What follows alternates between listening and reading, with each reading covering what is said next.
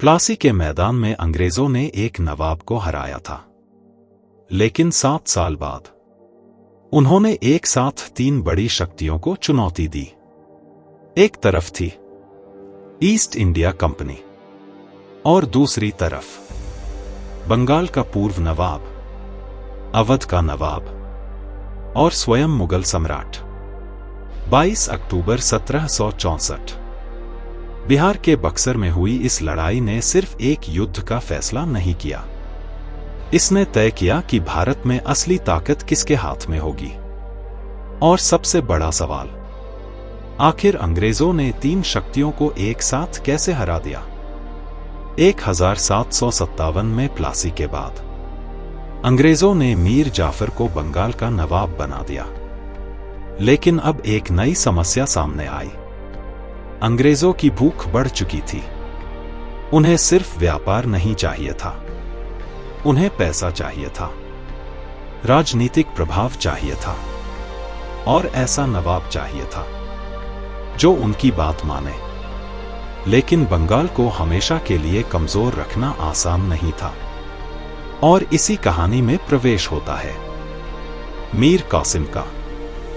मीर जाफर के बाद 1760 में मीर कासिम को बंगाल का नवाब बनाया गया, लेकिन मीर कासिम मीर जाफर जैसा कमजोर शासक नहीं बनना चाहता था। उसने राजधानी मुर्शिदाबाद से हटाकर मुंगेर कर दी। उसने सेना को मजबूत करना शुरू किया, हथियारों और सैन्य व्यवस्था में सुधार किया और सबसे महत्वपूर्ण, उसने अंग्रेजों के बढ़ते हस्तक्षेप को रोकने की कोशिश की। यहीं से टकराव तेज होने लगा। ईस्ट इंडिया कंपनी के पास व्यापारिक विशेषाधिकार थे, लेकिन कंपनी के कर्मचारी इन सुविधाओं का इस्तेमाल अपने निजी व्यापार में भी कर रहे थे। दूसरी तरफ स्थानीय भारतीय व्यापारियों को कर देना पड़ता था। मीर कासिम के लिए यह व्यवस्था अस्वीकार्य थी। उसने एक बड़ा फैसला लिया। उसने आंतरिक व्यापार पर सभी के लिए कर हटा दिए। अब अंग्रेज व्यापारियों को वह विशेष फायदा नहीं मिल रहा था जो पहले उन्हें मिलता था।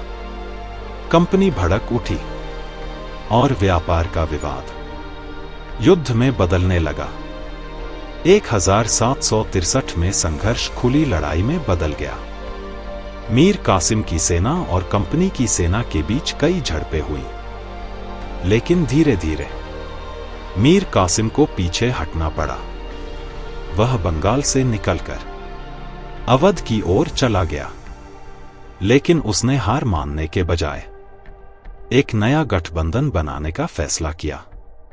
और अब अंग्रेजों के सामने सिर्फ मीर कासिम नहीं था, उसके साथ आने वाला था अवध का नवाब शुजाउद्दौला। और फिर इस गठबंधन में शामिल हुए मुगल सम्राट शाह आलम द्वितीय। अब समीकरण बदल चुका था।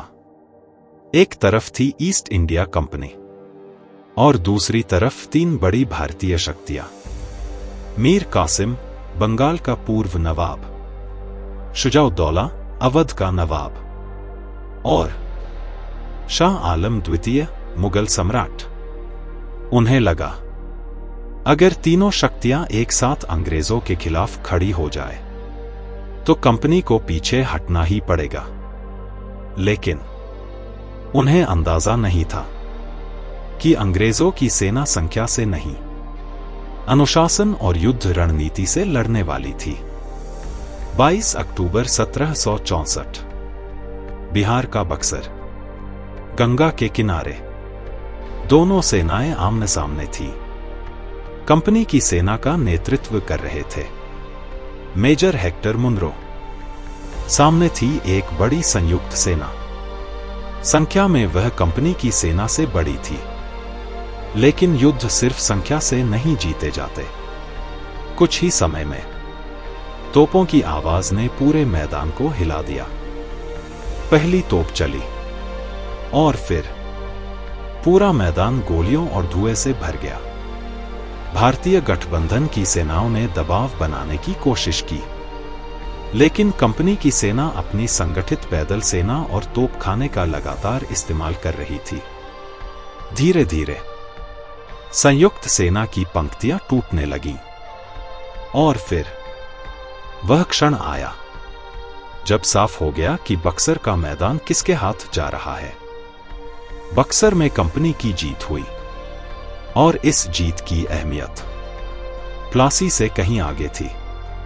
प्लासी में अंग्रेजों ने बंगाल की राजनीति में हस्तक्षेप का रास्ता बनाया था, लेकिन बक्सर में उन्होंने एक साथ 3 बड़ी शक्तियों को सैन्य चुनौती देकर अपनी ताकत साबित कर दी।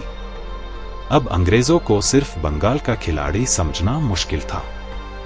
वे उत्तर भारत की राजनीति की एक बड़ी शक्ति बन चुके थे। अमृत महोत्सव। लेकिन बक्सर की सबसे बड़ी कहानी युद्ध खत्म होने के बाद शुरू हुई। 1765 इलाहाबाद में समझौते हुए मुगल सम्राट शाह आलम द्वितीय ने ईस्ट इंडिया कंपनी को बंगाल, बिहार और उड़ीसा की दीवानी का अधिकार दिया, यानी राजस्व वसूलने का अधिकार। सोचिए, जो कंपनी कुछ समय पहले तक व्यापार करने आई थी, अब उसके पास करोड़ों लोगों से राजस्व वसूलने की शक्ति आ गई थी। यही वह मोड़ था जहां कंपनी का व्यापार राजनीतिक और आर्थिक सत्ता में बदलने लगा। सवाल यह नहीं था कि अंग्रेजों ने बक्सर जीता या नहीं। सवाल यह था, एक व्यापारिक कंपनी को शासन करने का अधिकार आखिर मिला कैसे?